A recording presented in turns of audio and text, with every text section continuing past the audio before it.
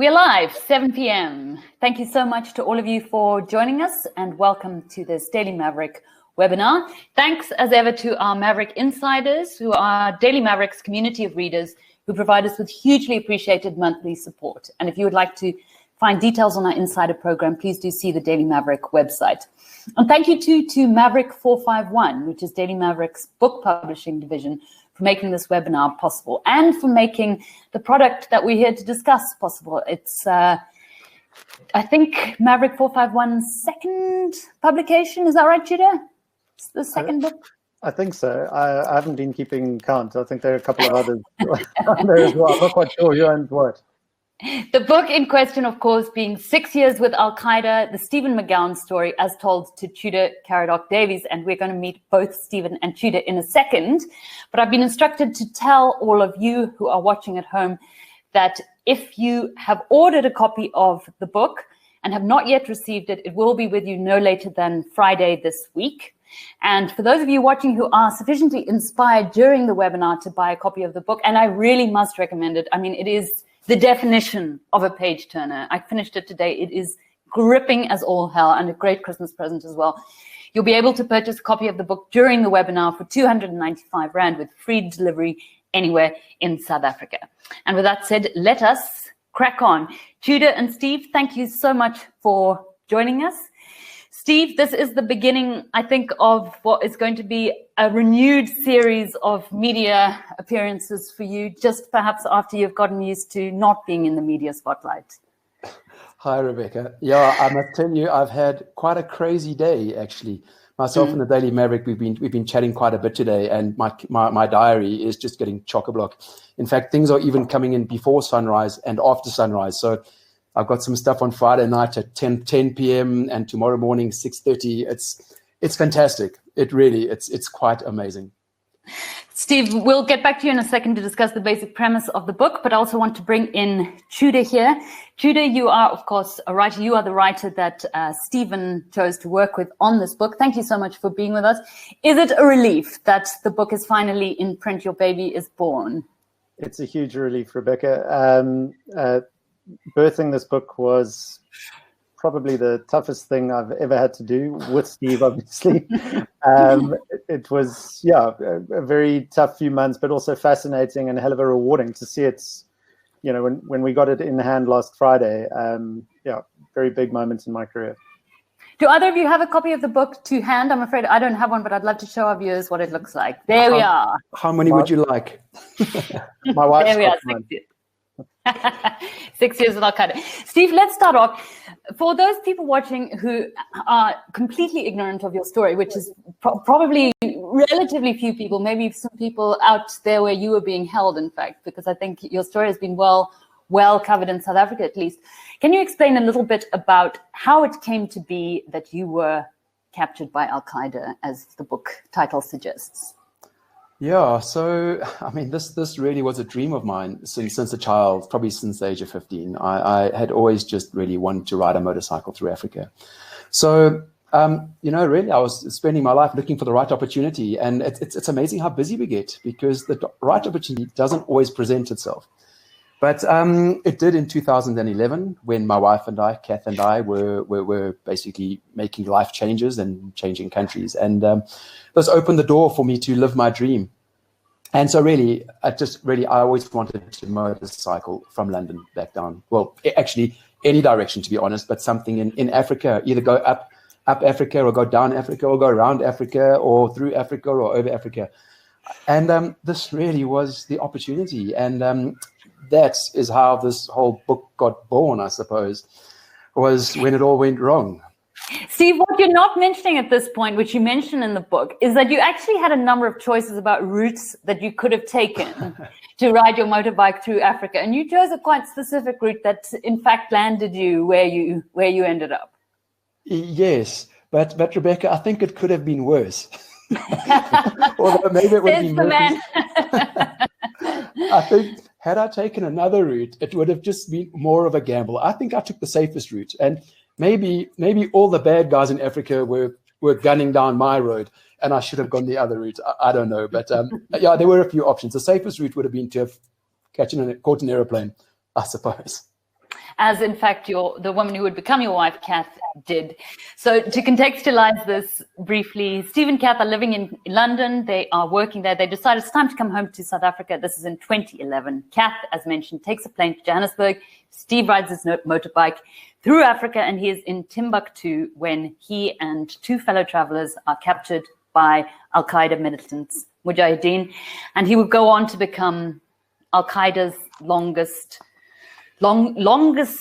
How do we start that, Steve? I would say the longest held surviving captive, because there are a couple. So this is a difficult one. I mean, how do you put this on paper? There's one chap up there at the moment from Romania, and he's catching me for this title, but I don't see him ever being released, to be honest. So at the moment, I'm the longest held that is out of the desert from Al-Qaeda.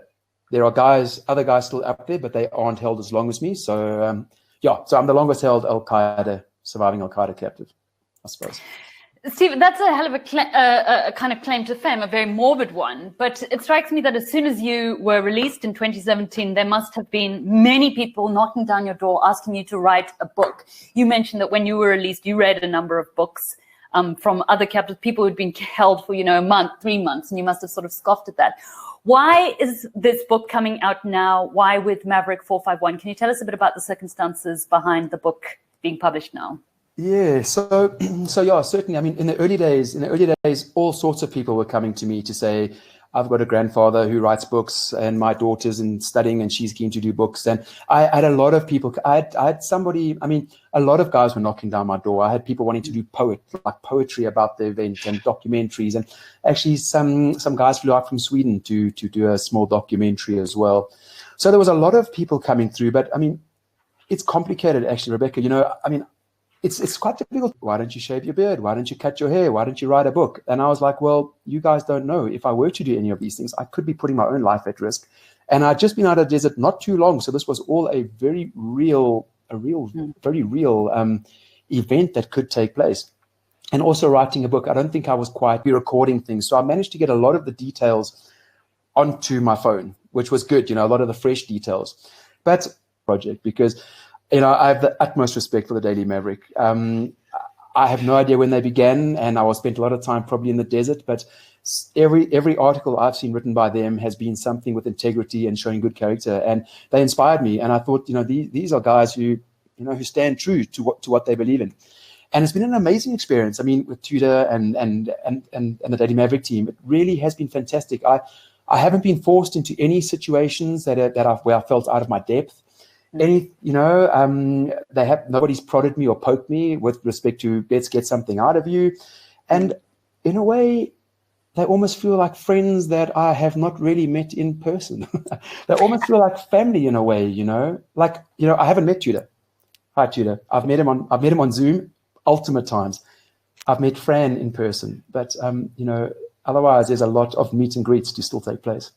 And I mean, that really is fascinating, because these two men have spent months and months with Steve. I mean, you'll tell me about the process, but I assume kind of pouring his heart out to Tudor, who was the mediator for this whole writing experience. And the thought that you've never actually met is really quite striking.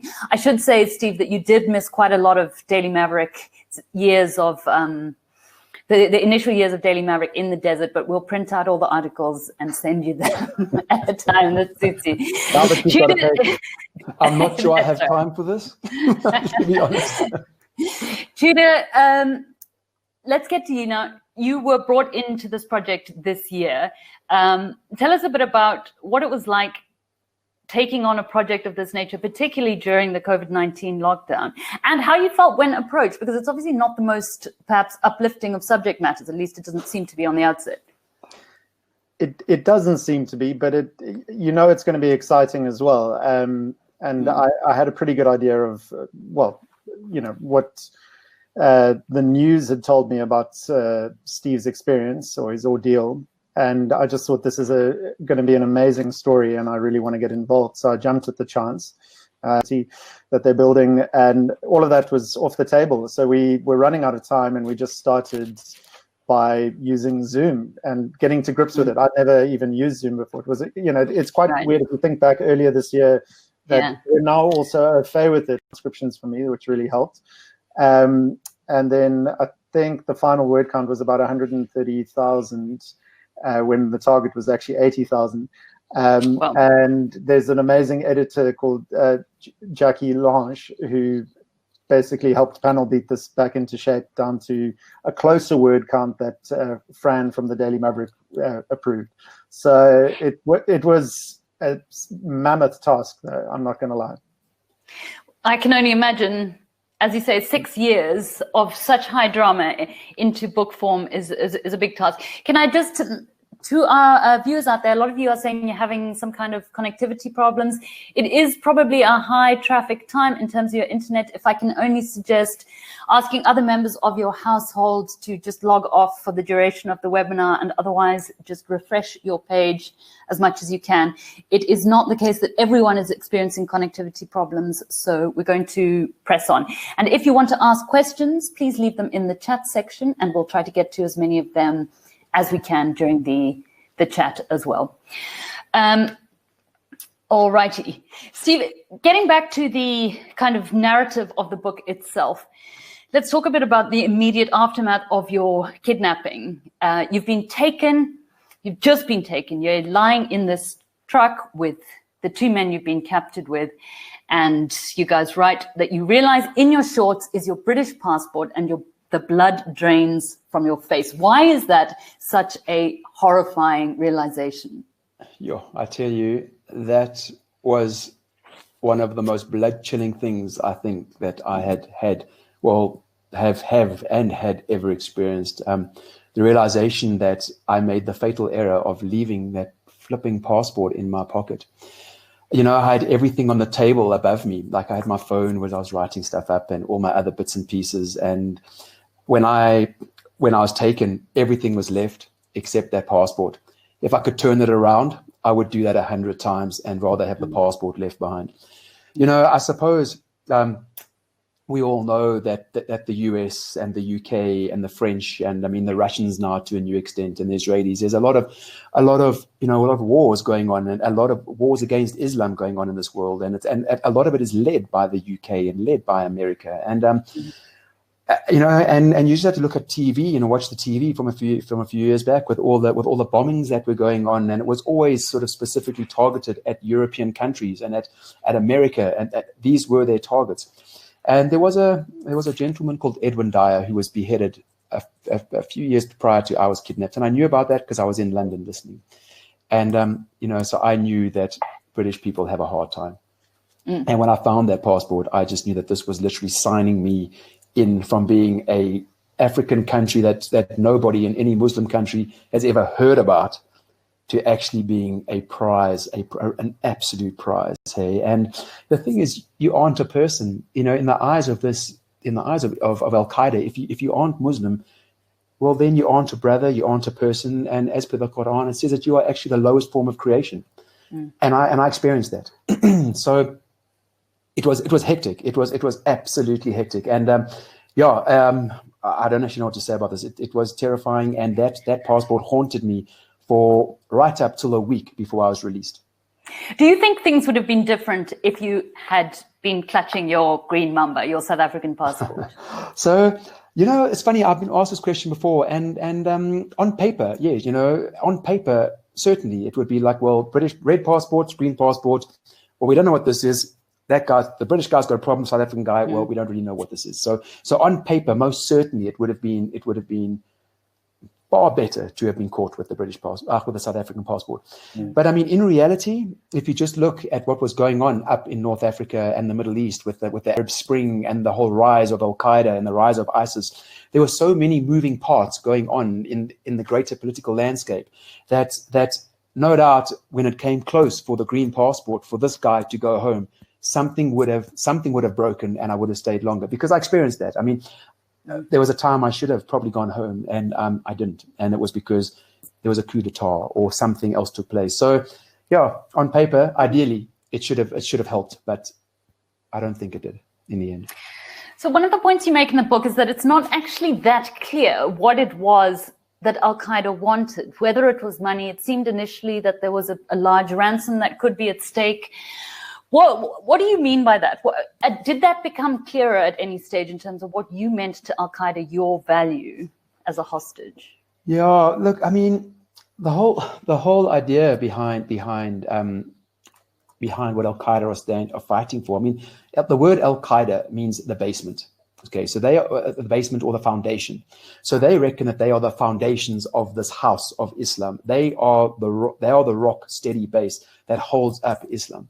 And within the Quran, it says the world must be governed by Islamic Sharia. So really what they're doing is because there's so many countries spearheaded probably by the UN fighting against Islam, they are there to basically fight back and to support Islam. So for me, I was really just an inconvenience for the rest of the world, for the inconvenience for my government, if you like. We will kidnap this guy. There's a good chance he'll never be negotiated out of here because he's a single person. No one cares about him, but it doesn't matter. We expect everybody to stand up and dance and sing and strike and petition and all the rest. That's not the reality. We as South Africans don't really do that. So they expected that to take place, but it didn't take place. So they just wanted they wanted to inconvenience the government or get money or get a prisoner exchange. Yeah. I think it's also worth noting that they didn't know where South Africa was at the beginning. They had no idea. I mean, the difference in worlds that Steve had come from, from London, from banking, and he landed up sitting there talking to a bunch of guys who literally kind of knew their land and then the great enemy, whether that was France or Britannia or the USA. They didn't have a clue of where Johannesburg was, put it that way.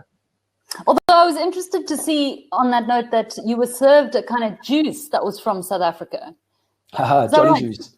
Jolly juice. But they obviously didn't connect the dots there about its source. No, because they can't read nor sort of like normal lettering, everything's Arabic lettering. But a lot of the guys are illiterate, so they couldn't read anyway. But I had a couple of very exciting moments where I came across the Jolly Juice. Another one, I came across a tin of fruit, mixed fruit, and it was from the Cape. And we had a cherry farm once in the day, and I pulled out of the jar a cherry, and I was like, maybe this came from our farm. But I mean, you know what? It was anything that could sort of bring me back to anything that could focus me away from the chaos going on and actually bring me back to what I understood and what I knew, being my family, being South Africa, was priceless. So that one cherry, it was worth so much. Ostrich shells, I found ostrich shells. It was also, we had an ostrich farm. So all these kind of things brought me back, repinned me back down to life in SA. So Jolly Juice, it didn't taste great, but it served its purpose. And it had added vitamin C. Right. Steve, I mean, on that note too, and we discussed this a bit when I interviewed you for the podcast, people might assume, I think justifiably enough, that your 6 years were kind of this unadulterated hell. But you do write, and Tudor, you've said you were struck by this as well, you do write of moments of, akin to happiness. You write once of stretching out on a rock after a swim and feeling a kind of euphoria. Can you talk us through a bit of that, the kind of unexpected lightness of moments with Al-Qaeda? Yeah, me. Okay. Yes, and then Tudor, both of you. Yeah, well, look, I think it's important to realize that this was 6 years. It wasn't a 1 month sort of, it wasn't a December holiday. It was 6 years. I was 36 at the time, and I left there when I was 42. It was a substantial period of time. And I mean, just like me at the time, 36 up to 42, or my friends, growing up, everything is an evolution and sort of a growing experience. And it was exactly the same in the desert because there were so many seasons. I mean, physical seasons, winter, summers, migration seasons of the birds back and forwards. Everything was a season. And even me and my coping mechanisms was seasonal, and you'll see this in the book where we're very much, and then maybe they won't kill me, but maybe I'll just die of old age because this is just such a ridiculously pathetic situation where no one cares except my family, really, and my friends. Otherwise, I'm just a person, getting marked off, sitting in the newspapers. Every 6 months I get an article or something. Yeah. Tudor, so, you hear Al-Qaeda. Sorry, Steve. I'll come back to you just now. I just wanted to get Tudor on this because you hear Al-Qaeda kidnapping and you think, God, this is going to be a grim tale. But, I mean, certainly the way you wrote it, there are moments of great likeness, humor. Yeah, well, I think it's one of the most amazing things is that Steve went through these stages of grief and reckoning and depression and all of that. And eventually, because he was there for so long, he kind of, he owns that he put himself through a rehabilitation of sorts, because he had been struggling with some depression, and the trip home on his motorbike was meant to deal with that. And then he found himself stuck with Al-Qaeda. And there are these moments where you realize he's trying to make the best of a horrendous situation. So, as you say, the euphoria after having a swim in a flooded wadi, or playing five-a-side soccer with Al-Qaeda or Red Rover. I mean, who would ever imagine anything like that happens? Or there's even these sort of light moments where there was a phantom crapper in their one camp, a guy called Solomon. Sorry, Solomon, if you're out there, if you're still alive.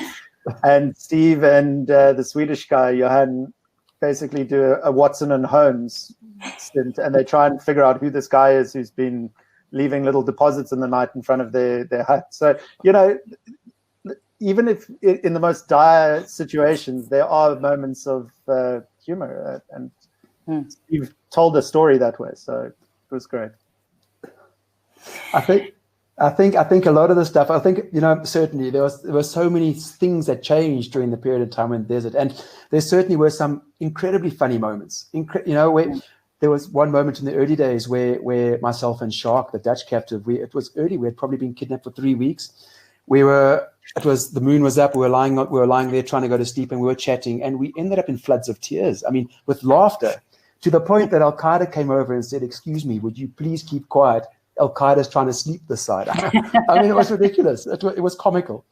But look, we all human, hey, and sometimes your brain just has to give up with the difficulties, and you got to see the best in stuff, and your mind just sort of like, whoop, holiday. And I was lying on that rock, and I just had a swim, and I was like, wow, man, I've got the sun on my skin. This is incredible. I've been swimming lengths in a gelter, a wadi. Who on earth has ever done that? I mean, there were but then it's brought back home to the reality of you then discussing with a guy that he recently beheaded Malian soldiers. So there's this kind of vast swing, which was quite difficult to reconcile. Yeah, like you say, it was a giant chess game. I mean, there were just so many moving parts in this entire kidnapping. It wasn't just a vanilla, we walked straight down the street. There were so many influences coming in from the side, so many emotional battles, so many mental games that I had to play because I didn't want to be killed, and I had to try and befriend somebody and stay away from that person and apply more of this and apply less of that, more South Africa, less Britannia. It was like a labyrinth, a spider web of it was a huge mental game, that entire situation.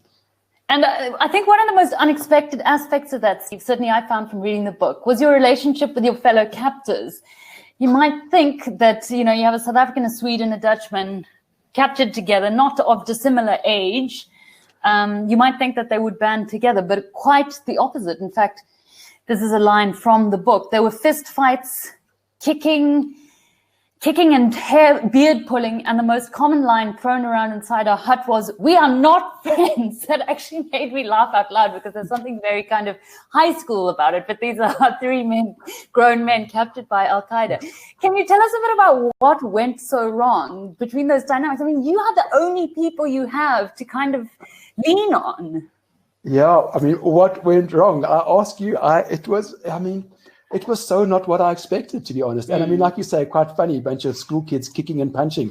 I mean, I used to imagine it as a bunch of garden gnomes pulling beards and kicking. I mean, it was, I mean, in hindsight, it is hysterical, but at the time, it was destabilizing our entire platform of survival. If we were not operating as a team, who knows where we would end up, whether we'd, I used to sit there and think, well, Al-Qaeda will come and do a mercy killing. We are so flipping noisy. They'll just come in here and go, "I wish you would all shut up." Bang, bang, bang, But it was strange. I think we had different upbringings. I was very much brought up on a lot of time down on our farm for holidays and things like that. I was in a lot of sporty mates. We were always outdoors, a lot of free thinking, a lot of just silliness and enjoying outdoor behavior, very South African, I suppose. And I suppose, we had different views on the way to do things. I realized that, I know just how far a kilometer is or just how far 100 kilometers is because when I'm driving to the Karoo, 100 kilometers is a hell of a long way. Whereas I don't know, but it seemed like the other prisoners maybe didn't have such knowledge, or they, in my mind, it was almost a bit fantastical, some of the arguments that came up. And because of this, because it was a life and death situation, if you're not on the same page, then you fight. You know, you aren't going to, don't put me in that situation because you are going to get me killed. Yeah. So I think it was a lot of that. It was a lot of, we each had our own opinion. And when it came up in the early days that we weren't a group of mates, I think that set precedent for the story. So, Tudor, I'd say that's one of the things that surprised me most about his Al-Qaeda experience. Did you have your own moments of being like, whoa, I would not have called that one? Well, one of them is how sane Steve is today. Absolutely. You know? While I'm sure, you know, anyone would still be working through some stuff after 6 years with Al-Qaeda, he doesn't harbor a huge hatred towards them. I'm sure he doesn't want to go back, but you know, what really surprised me was how he got to know many of them on an individual level. Part of his rehab was actually trying to talk to people as much as possible because his fellow prisoners weren't an option. So he got to understand the organization very well, but also just who they were and the pressures in that area, in that region. So as a reader, you start to not necessarily empathize with them, but you get a bit of an understanding as to why they get so many recruits and why they're such a force in the region. Because if you think about it, I mean, the French were testing their nuclear bombs just over the border in Algeria. So a lot of people who deformed with cancer. In northern Niger, they've been mining the uranium there, or the French have, and it goes to France, and very little wealth comes back into the area. The Tuaregs they've had 8 rebellions, I think, or was it 10 rebellions, and they've been destroyed many times, and the Malian government doesn't do much in northern Mali. So it's a very poor area with not much, and climate change has affected the nomadic lifestyle that they're used to, where they used to find water for their animals. They don't find it anymore. So when you've got that kind of backdrop, you start to see a little bit of why things are the way they are. And Steve is one of the few people I think who's ever managed to see that side of it.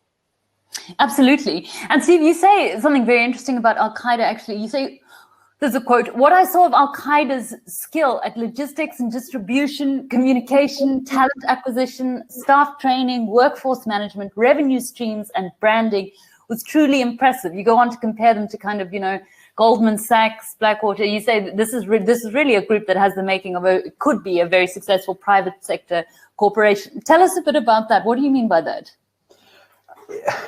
I mean, I was being kept hundreds of kilometers into the desert, in the middle of nowhere, where there was nothing. You know, there was sand, the odd tree here and there, and wells dotted around. How Al-Qaeda managed to organize the group changes, how they managed to organize the communication between the different groups for the day that the group change will take place, how they managed to organize the fuel to drive all their fleet of vehicles, their weapons, the food, It was incredible, and I mean, and there was a diligence and a strictness about this. And Al-Qaeda, they used to refer to the Mujahideen, the general soldiers, literally as "we are soldiers." I mean, they saw themselves as an army. We are soldiers, and these are our commanders, and we have respect. When a new commander comes in and he has information, he walks away and sits on a sand dune with somebody else, and they have a communication. We don't sit here and try listen in to try and gather information. They are incredibly committed and controlled. And so, yeah, really, I mean, they don't operate so much with emotions. They operate really according to the Quran and according to the book. So they have strict rules. And so you don't get these fly-by-night things which take place. They are committed. Their senior management are intelligent. They have a huge workforce at their base. They would be unstoppable if they were a global bank or whatever. They would be unstoppable. They've got some serious brains at the top. Quite a few of the guys have died recently, actually, strangely enough. About a month ago, I think it is already. But 3 months ago, the man who actually was in charge of my cell, called Yahya, which means John in English, Yahya. he was killed. I'm not sure how it happened, but he was killed. And I mean, I sat around drinking tea with him one evening. He made me tea.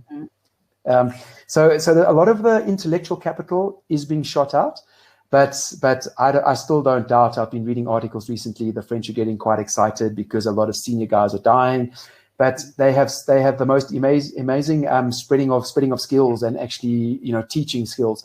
So I certainly know that when somebody is shot, there is somebody very capable to climb back in and fill those shoes.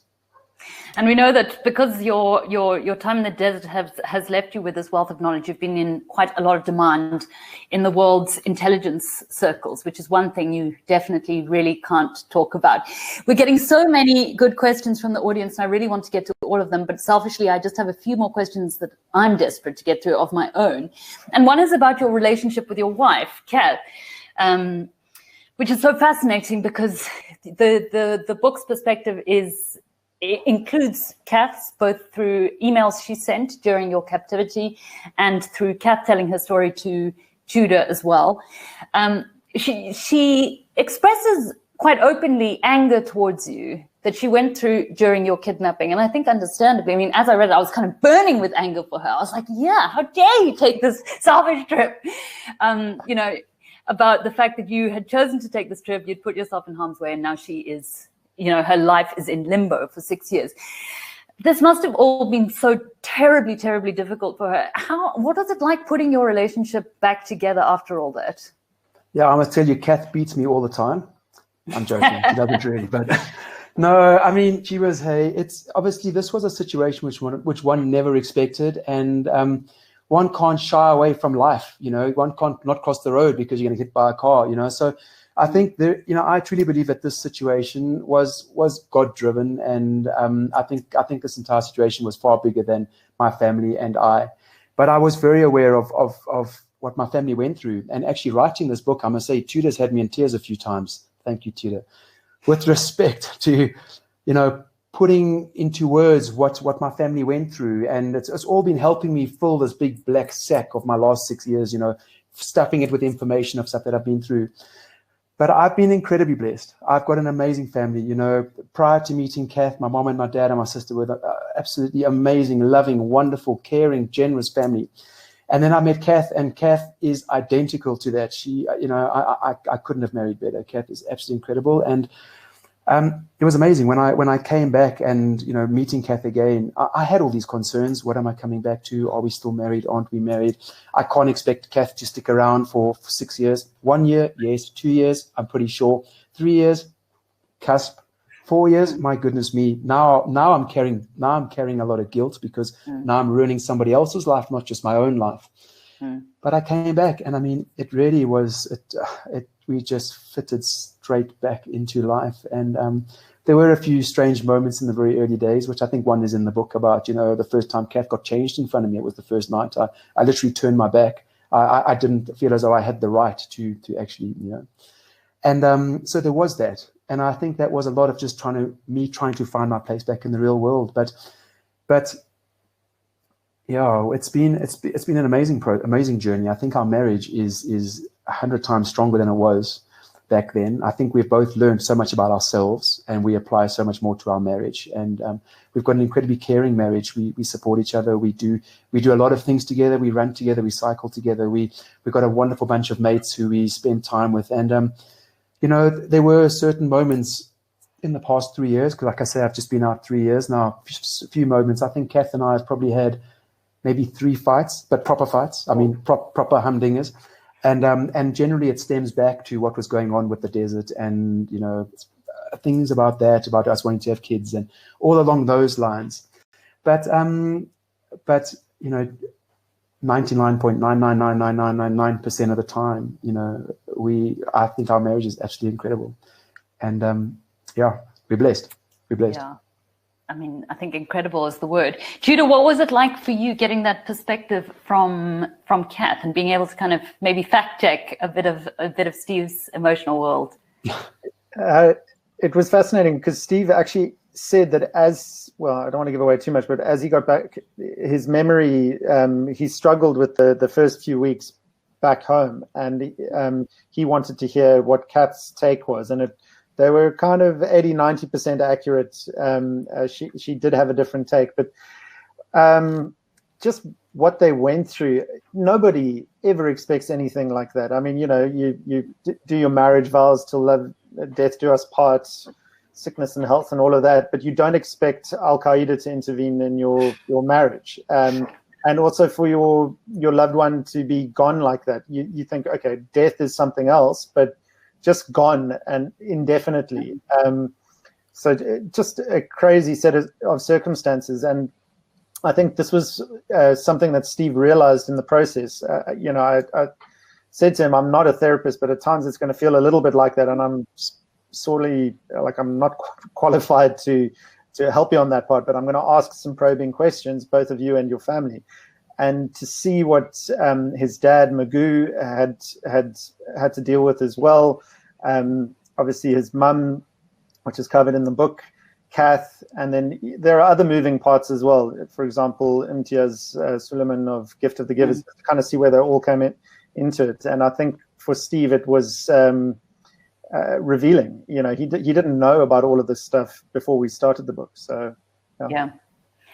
I'm going to take some of the questions from the audience. Just to say, I'm not going to take questions which are going to give huge spoilers to the book, because I think we do want to keep reason for people to buy this incredible book. So the question, for instance, how did your release come about? I'm going to leave that one. There's quite a few questions, Steve, about your kind of mental health. Ingrid Sinclair asking, did you or do you struggle with PTSD, for instance? I would say that this book has been quite an interesting process because I'm doing a lot of corporate talks and all of these kind of things. So, but generally I get asked very similar questions the whole time, and it's stuff which you learn how to say.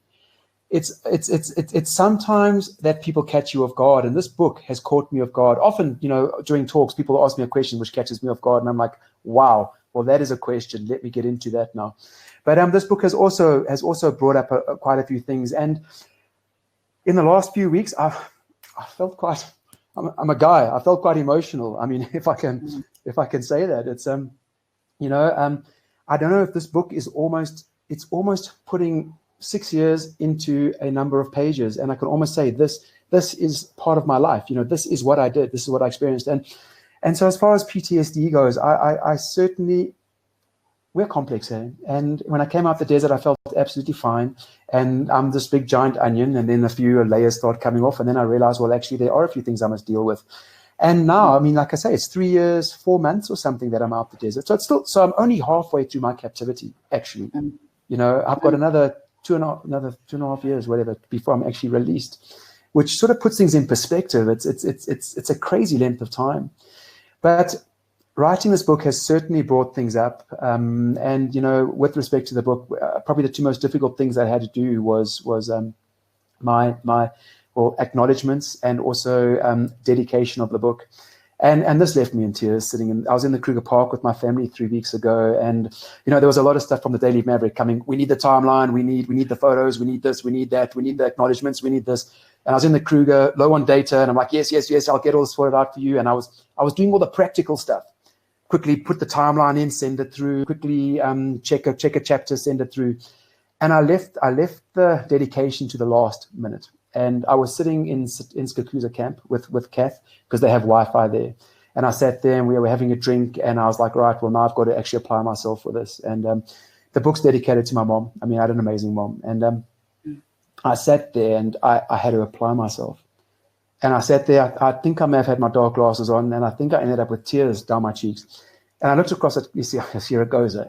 And I looked across at Kath, and I don't think Kath expected it either. I think it caught her by surprise. I think I was delaying this right until the end because I didn't want to have to deal with this. And I sat there with tears coming down my cheeks, and I wrote this thing up, and I sent it through the Daily Maverick to put into the book. And there's still things I'm dealing with, most definitely. I mean, a crazy thing. I was doing a talk, and I was talking about being handcuffed, and I ended up in tears. I mean, what's that about? There's nothing emotional about it, but I suppose that runs so deep, as such a deep fear.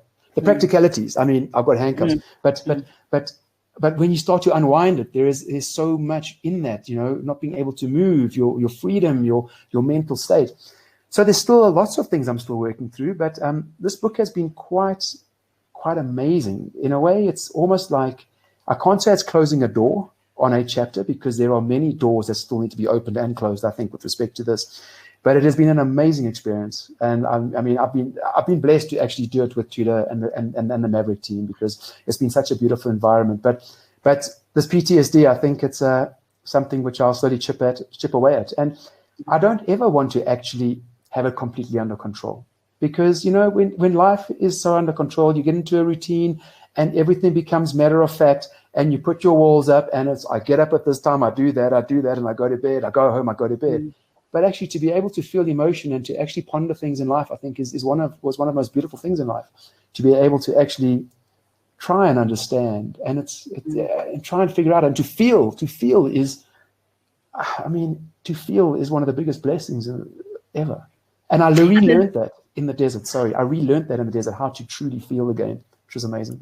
There's a quote I really liked from the ending of your book where you say, my biggest fear is that with time I will start to forget my Saharan ways. I don't ever want that to happen. And I think once you read the book, you'll understand why he says that. Judah, I also wanted to ask you, you've been working on this material during lockdown, so not the best period for most people anyway. Have you felt it you've been working on this story of imprisonment while I'd hate to compare the two, but you've been going through your own seclusion, as have we all. Has it taken a toll on you? Yeah, I carry my stress physically in my neck and my back, and put it this way, we finished up the book. Actually, how many weeks ago was it? I've lost count. I've lost track of time, but I feel a hell of a lot better now. Like I feel very light and relieved. So it did add to it. There was this kind of heaviness, and it just, when you're on Zoom for 2 to 3 hours per session, it's draining as is. And that's why I found Steve so remarkable, because he would do that, and then he would go and present to Investec or ABSA or someone like that with a big corporate talk about his experience. And he'd do several of those each day, all on Zoom. And I was exhausted after one session. So I don't know how he had the stamina to keep going, because I found it tough.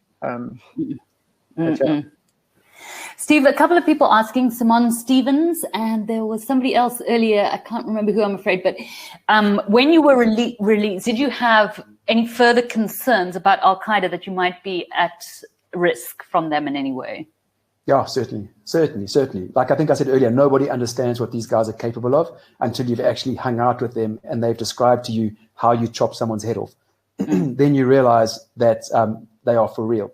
So yeah, early days, I kept my long hair for quite a long time, partly because I think I wanted to buy a surfboard and hit the beach. No, it was actually a hell of a nuisance. When it kept going in my face, and I got great respect for women with long hair, I had to get rid of it. But I kept it for a long time because I was doing a lot of interviews, and it wasn't just South African interviews; it was international interviews. And I was sitting in the desert, and Al-Qaeda had their own satellite dish, and they are very up to date with what's going on in the world. And had they seen me that I had cleaned up, well, they probably would have said, "Hey, this guy is not Muslim. What have you? He's left the religion, and he's a target. Now he's a target." Because it would have made an incredible story if it hit the world. This guy, the Al-Qaeda world champion, been held for 5 years, 8 months, found in Joburg and shot at his family home, wife killed, family killed. I couldn't have that kind of burden. I could not carry that kind of weight. To put myself through a problem is one thing, but to drag 20 people with me through a problem, that kind of mental burden is too much, actually. I already had my 6 years in the desert. So, yeah, it was a very real risk. And Joe Public doesn't realize. Joe Public doesn't know. People, very casually, I would go to somebody's 40th birthday and sit in a pub, and everybody's joking about South Africa losing to Japan and the rugby and all of these kind of things. And to be quite honest, I couldn't relate to these kind of conversations. They would just seem so trivial and so irrelevant. If it wasn't about actually cover your back, you're about to get shot, it didn't, or run because it's a surveillance airplane. These conversations didn't really make sense. So for a long time, I certainly was very, very anxious. Very anxious, yeah. And surely, this is the flip side of the same question, surely Al-Qaeda must have been paranoid that you were going to sing like a canary, everything you knew about Al-Qaeda's inner workings, as indeed happened. Did they take no steps to try and kind of persuade you to not spill the beans? Geez, now you're asking me a question, hey? No one has asked me this question before. I must tell you. Yeah, that's a hot question.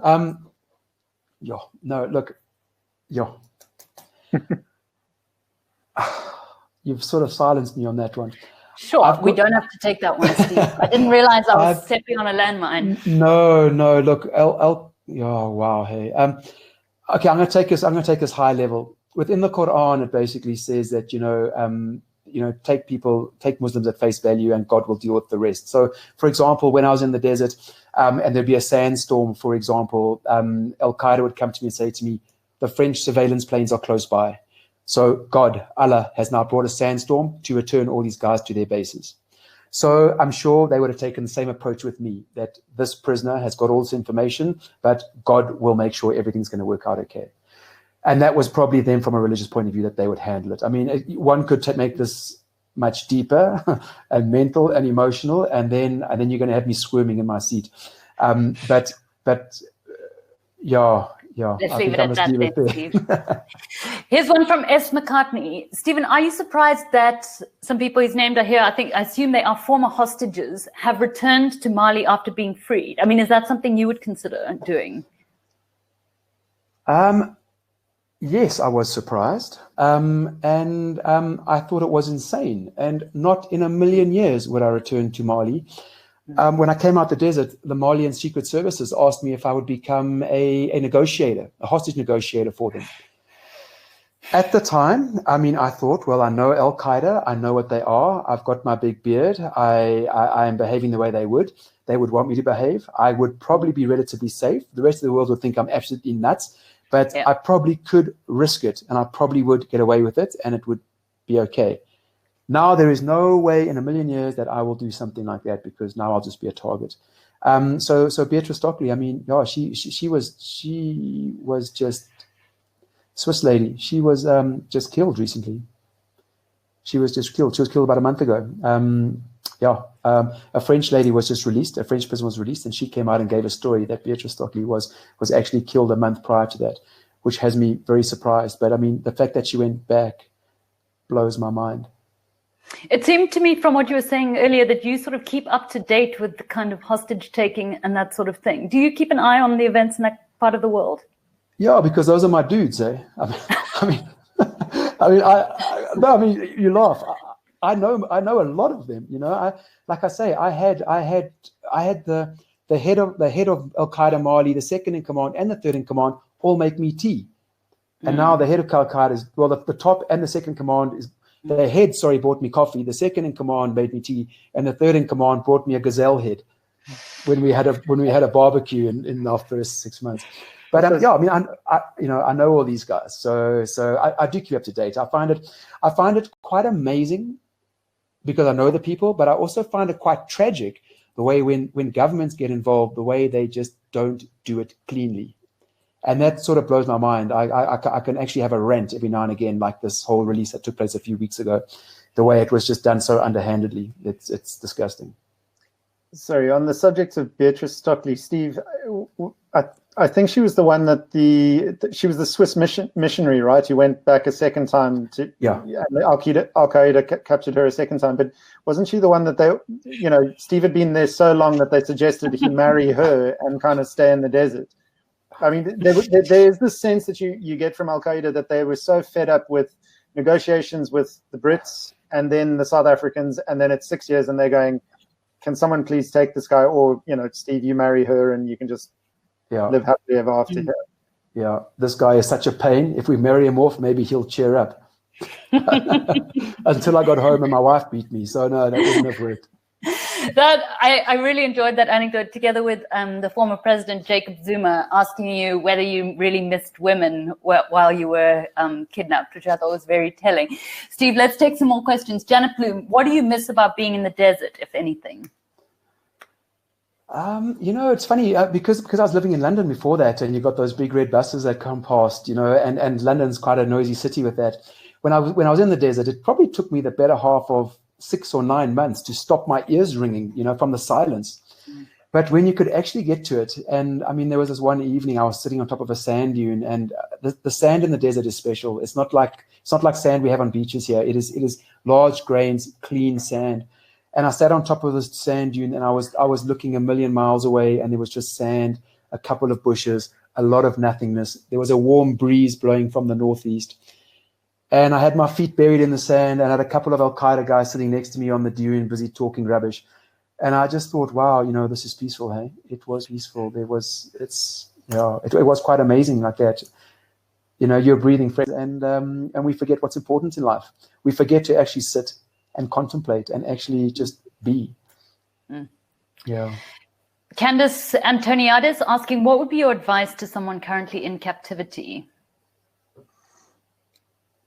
My advice to people in captivity? Well, I suppose, the thing is we can never second guess what's going to happen. So really focus on what you have control over. The stuff that's out of control only makes you crazy. So you've got to switch that off, and you've got to focus on what you can focus on. And the only thing you really have control over is yourself and your mind and your attitude and the way you behave. Everything beyond that sort of just happens. So you're pretty much wasting your time. Obviously, it's incredibly difficult to do. And I say that in hindsight because now I'm a professor of, how to try and get control of things. But it took me months. But that was probably the most pivotal thing when things started to change, to actually figure out what was important. Just believe it's going to finish. Manage your attitude. Believe everything comes to a close. Everything comes to a close in some shape or form. So just count the days because you're going to get through it in some shape or form. On the same note, we're running out of time, but Desiree Duval's asking, Stephen, did you have to form a strategy deliberately in order to stay sane? And actually, you write about this in some detail. Yeah, no, that was imperative. Hey, I honestly, I realized that I went into the desert slightly complicated, and I made an effort to leave the desert being a better person and to try and have my ducks in a row. So, my book speaks all about that. I think it's quite a fundamental part of my book, actually, about, trying to get my head around the situation. If I talk about that, maybe I'm giving too much away. Okay, I'm going to stop you because I know you can also go for days on that. Sarah. Sorry, carry on, Peter. He can talk about sand for hours, and there were about 8 snake stories. I think we put one in.